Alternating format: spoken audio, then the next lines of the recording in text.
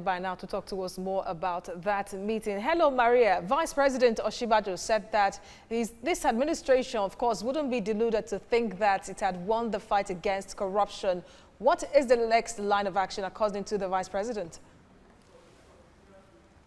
Okay, Azizat, in fact, that was the high point of the VP's speech today at the event, agreeing that the fight against corruption has not been won over by this administration, but they've made a level of progress. So the next level now is to make sure that the federal government wants to fight the systemic corruption.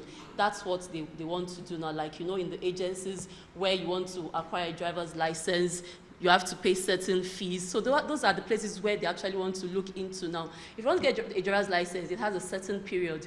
But some will say bring certain amounts, bring an amount that is much more than this. So the Vice President is saying the federal government is committed to fighting systemic corruption. But in fighting the systemic corruption, it can't be done alone. It's a collaborative effort between the federal government, the religious leaders, the professionals, and different sectors. So I myself have a part to play in fighting corruption.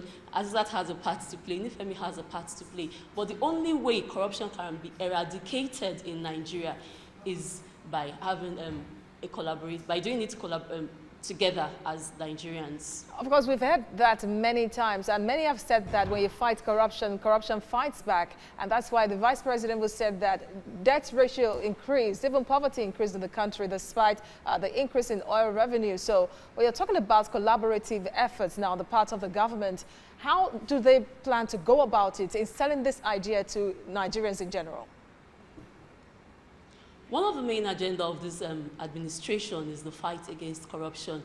And as part of the strategy of the President Muhammadu Buhari's administration to fight corruption is how they created PACAC, the Presidential Advisory Committee Against Corruption, in 2015. And this PACAC has been able to set reforms in which they can be able to implement it against the fight against corruption. It's not going to be easy. Corruption is endemic. They are all saying it. But the only thing, the take home at the end of this meeting is the fight against corruption is a collaborative effort. The fight against corruption is for the girl out there who can afford a square meal or in a day. The fight against corruption is for the unborn child. The fight against corruption is for a better Nigeria. But as it is now, the federal government set out to eradicate corruption. Although some says they might not be able to eradicate it completely, but at least it can be brought to the barest minimum.